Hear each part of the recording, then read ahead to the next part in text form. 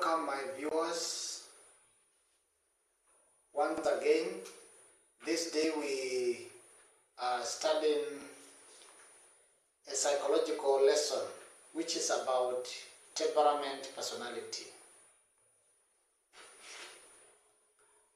And before we begin, I would like to request you to subscribe to our YouTube channel, which is the final warning. We are posting messages which can revive the lives of people, messages which can excite some questions so that people may begin to dig deep, do their researches and study more. So please do so, subscribe to our channel so that whenever we release a presentation, you can get a notification. Thank you so much. Let's go. First, I would like to divide what is temperament. Temperament is the natural disposition, natural tendency, or personality style that we inherit from our parents. It shapes how we think, feel, and behave. It is considered the foundation of our personality. It influences reactions to situations, relationships, and stress, the way you respond to issues. Unlike skills and habits, temperament is innate. It's something we are born with, though it can be refined by wisdom and experience. But we cannot change our temperament. You cannot choose which temperament to belong to. You cannot choose this one or that one. The way we can't choose our skin color, we cannot choose our height. We can reduce our weight, we can increase our weight, but there is no way. If you are an African, you will remain so until eternal ages. If you will be lucky to be invited to the other world. A temperament is what determines whether we shall be introverts or extroverts. We have got the founder of the saying. This man was born in the year 470, not 470, 460 BC, and he died around 370 AD. So he approximately lived for 90 years. He goes by the name Hippocrates. Hippocrates is also the founder of the modern medicine. The medicine, the drugs that we are using in the hospitals, this is the man who discovered it. He is the one who initiated the medical school, Hippocratic medical school, in those days.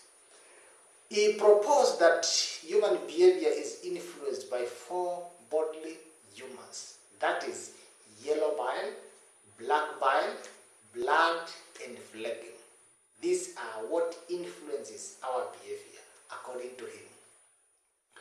And from this, the 4 temperaments emerged. The first one, he called it sanguine. Sanguine is a very outgoing person, very jovial, someone who is happy all the time, someone who is quite social.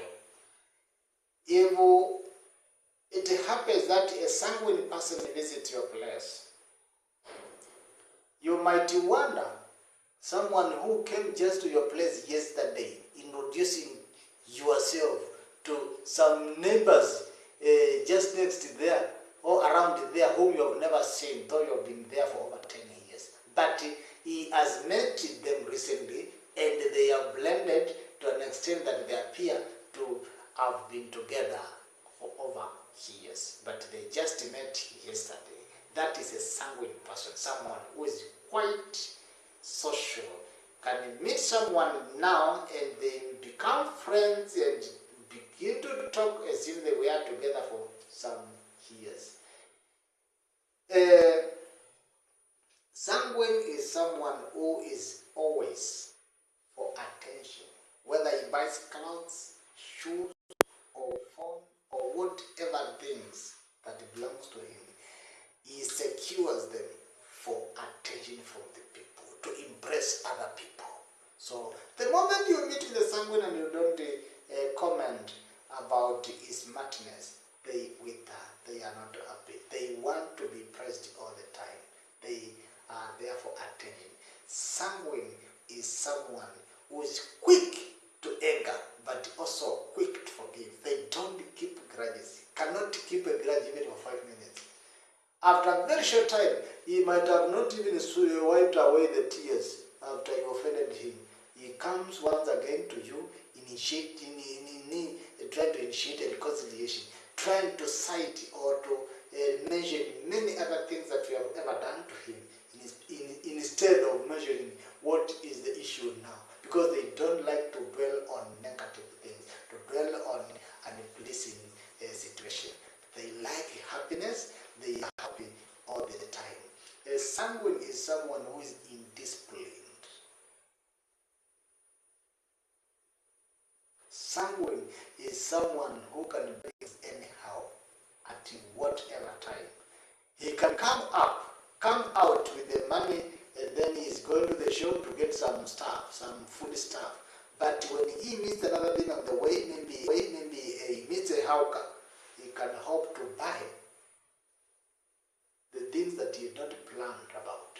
And then from there you proceed to the shop and maybe take the things by credit there. He will pay later. They don't follow plan. They are planned. They don't follow order. They are orderless. And they are like that. And they make all their operations to work. They come what may. But they cannot follow order. They don't follow rules. These are sanguines. They are optimistic. They expect this out of things. They don't anticipate adversity or failure. They don't believe so. They believe that everything is possible. Yeah, they are very possible. Let us imagine another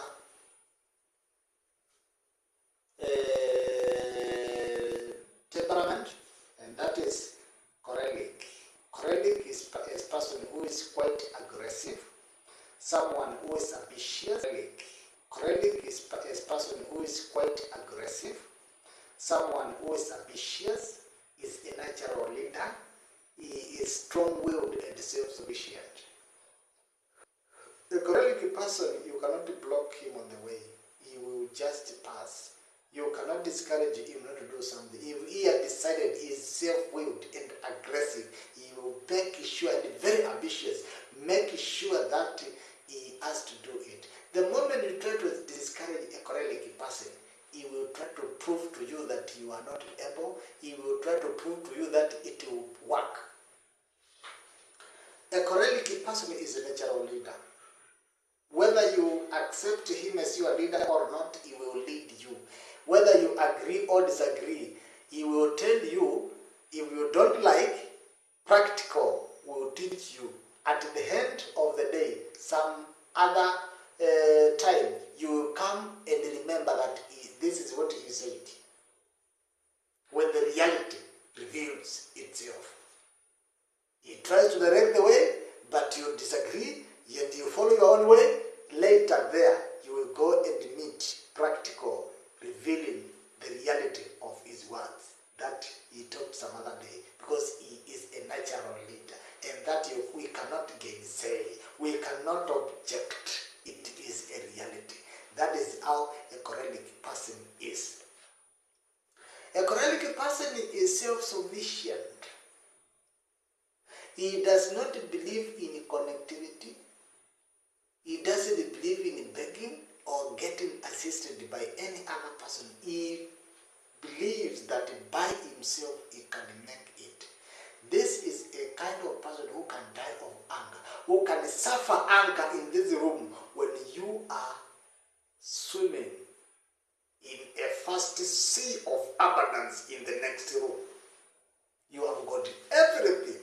You are enjoying there, but he cannot reveal his weakness to you that, my brother, you have not eaten something since the morning. Can I have something from you there? No, he cannot attempt that. Maybe you will be the one to do what? To detect that he is suffering and try to help him. Even when he is sick, it's not easy for him to surrender. Choleric is a person who will get even sick and does not surrender, that he has already done what? You are the one who will come and collect him, if possible, by force, and take him to the hospital. But he can even refuse to take drugs. That is a choleric person. Because he believes that he can, and he doesn't see any. He is very tough, and that toughness is what makes him die very early. Cholerics are the people who die early in life. Quite talented, they can be able to fix almost everything, electricity and electronic. Whatever, they can fix almost everything. They are very talented and they are busy all the time. There is no time you get a choleric person maybe idle somewhere with a certain class or a group of people just having a dialogue which has got no direction. No.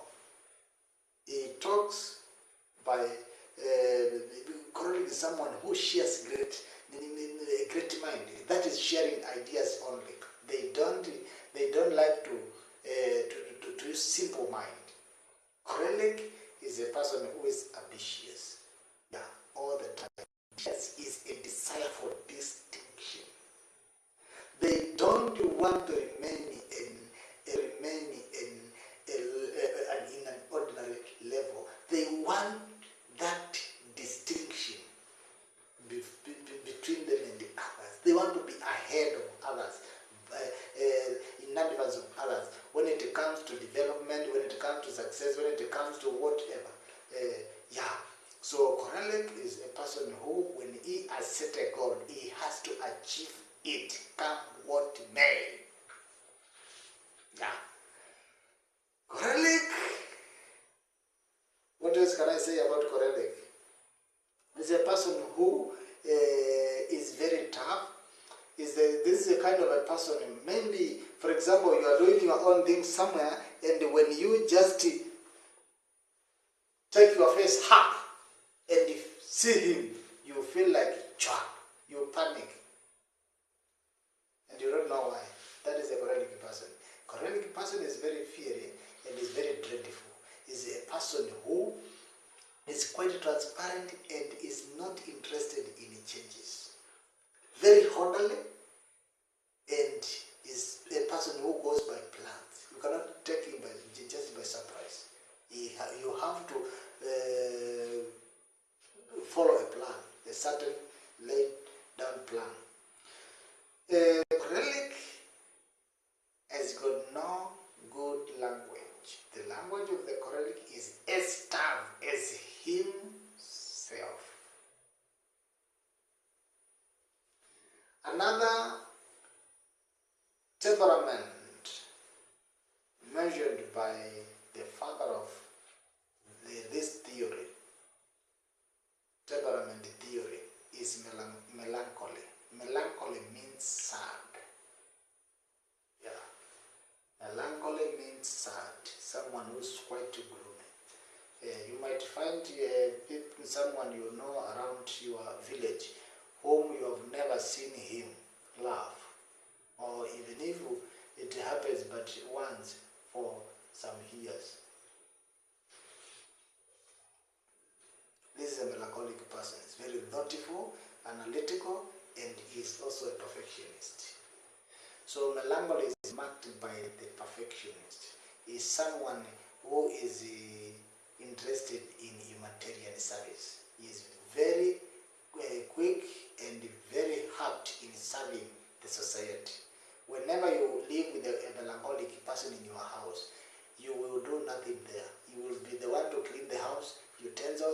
clothes, and even cook food. Why? Because he's a perfectionist. He do not allow other people to serve him. You might find a very old woman who is over 90 years old, but he has not come to a level, to a point where he can agree for he can accept other people to cook for him. She cooks our food for herself. She trusts whatever she do. This is a melancholy, a perfectionist, someone who doesn't believe that others can do things as he does. So a melancholic person is someone who loves to serve other people, is someone who will do all the things, all the chores there in the house, but he will always feel persecuted and misused by others, and will complain. He is very quick to take other people's weaknesses, and this is one of the class of people who marry very late, because it is very difficult for them to get the ideal partner, the partner that they need, or that they feel fits them, because they detect weaknesses and put you away. They look at this and they are you have got or met a person who can meet people and tell you that this is like this is like this, and exactly that is what it is, but they have not related with them for long, but they just look, they observe and get the right picture of everything and exactly the way it is. These are melancholic temperaments. We have got the fourth one, which is phlegmatic. Phlegmatic is someone who is a pacifist, calm, reliable. Pacifist is someone who pursues peace by whatever cost. He can sacrifice anything to achieve or to maintain or to preserve peace. Peace is or our most lovable, cherished gift ever on earth. Anything can be sacrificed to preserve that. And a phlegmatic is someone who feels that others are unrighteous, but him is righteous.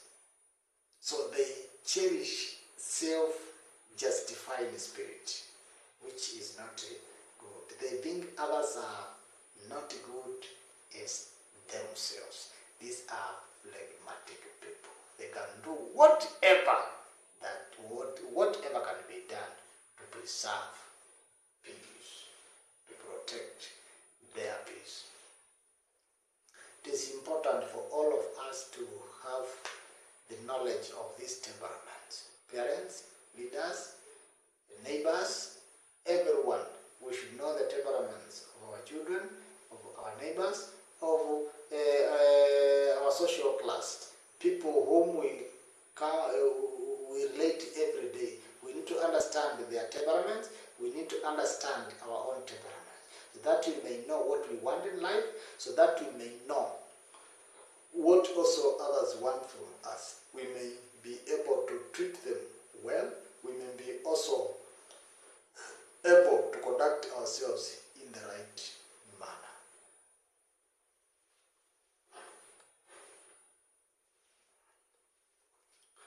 The biblical foundation of this theory is found in the book of Proverbs chapter 30, verse 11 to 14. Verse 11 says, "There is a generation that curses their father and not bless their mother." This is a perfectionist melancholy. Melancholy are very quick to detect other people's weakness. And that is why a melancholy can stand up and tell you, if my father did this, if my parents took this direction, our family could be at this level, or could be here or there. So they analyze the situation. They try to observe. They try to criticize everything. And at the end of the day, they can tell you where their father and their mother messed up. In the biblical history, we can pick one personality, and that is Moses. There is a time when Moses corrected God himself. A melancholy person is someone who can detect a mistake where there is no mistake and try to correct. Whenever a melancholy is said to do something, he will analyze the whole situation until he gets an objection. He tries not to agree or to accept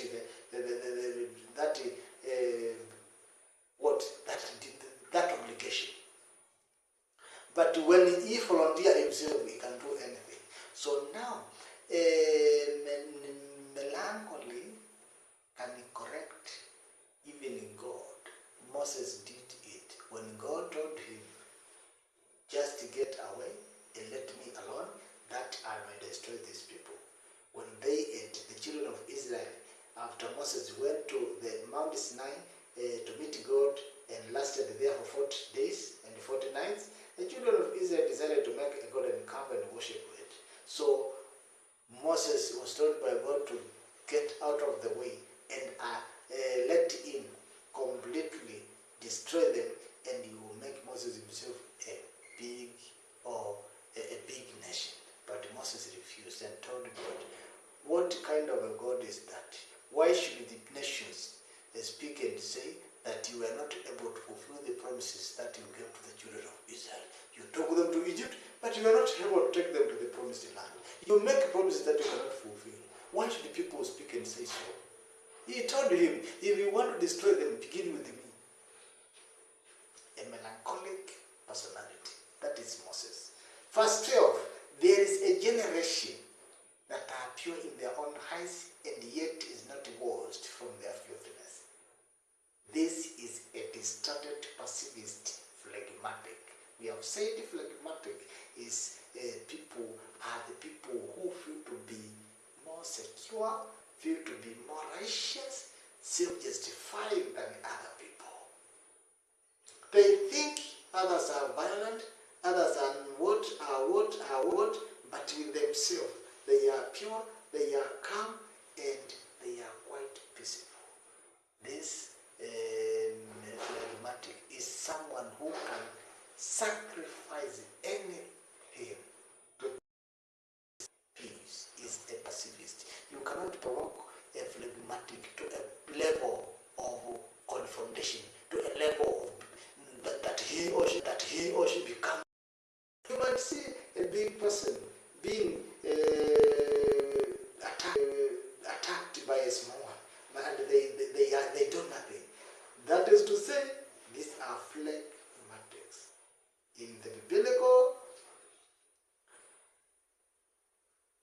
history, we can pick another personality to represent this temperament, and that is Abraham.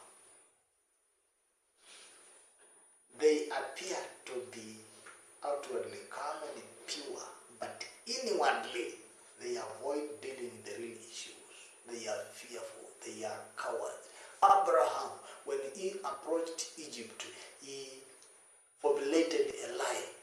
He told his wife to go and say that you are my sister. He was avoiding a conflict. He was avoiding to stand for the truth and say it's my wife, because she was beautiful. He thought that Pharaoh will admire him, will admire his wife, and if it happens that he want to take her, he has to do away with the Abraham, so he will forfeit his life and his possessions will be taken by Pharaoh and also his wife. And that is why he formulated a lie to secure his peace. How then can you go to that level of risking your marriage, your wife, to preserve peace? That is quite unthinkable. Something that is unbelievable. You cannot believe that it can happen that. It can happen in that manner. But it happened with Abraham. He decided to forfeit his wife and preserve his peace. There is a generation of and the highlights are lifted up. This is a sanguine. We say this sanguine is arrogant. Someone who is there to impress people. Someone who works for attention. Pride is one of his principles, one of his fruits. Yeah. In the biblical foundation, in the biblical history, we can pick one person to represent this class here. Sanguines. And this is Peter, the apostle of Jesus. Peter was very showy. We said that sanguine is someone who works for display. Whenever Christ asked a question, Peter was the first one to answer that question. Whenever he met them in the waters at night and was walking on the sea, Peter said, Lord, if you are the one, let me come and meet you. He was told to come. When he came, he felt like, why do others not see that I am like Jesus? Then he looked behind to see them, whether they are clapping their hands or whether they are amazed. They have left their mouth open to see him walk in the water just like God. But he did not see them. What he saw was a big wave of water. Then he became fearful and began to sink. Then Christ took him from there. Peter represents this class of sanguines. Sanguine is a person who talks without thinking. Yeah. And there is no time they anticipate. When Christ was all the time talking about his arrest, his crucifixion, his death, and what Peter did not want that report. Then he said, though all this be it far from you, it cannot happen to my Lord. If all this will go back, myself will not, and I'll fight for you. And he put a sword somewhere, and he was ready to do it. But he did not know his weakness. The last one, number 14. We are reading from the book of Proverbs, chapter 30, verse 11 to verse 14. Every verse there represents a generation, and that generation represents one temperament personality. The fourth one is, there is a generation whose teeth are as swords and their jaw teeth as knives, to deliver the poor from off the health and the needy from among men. This is the last one, which is Korelic. Korelic, as we said, are people who are very aggressive. They fear nothing. They are tough.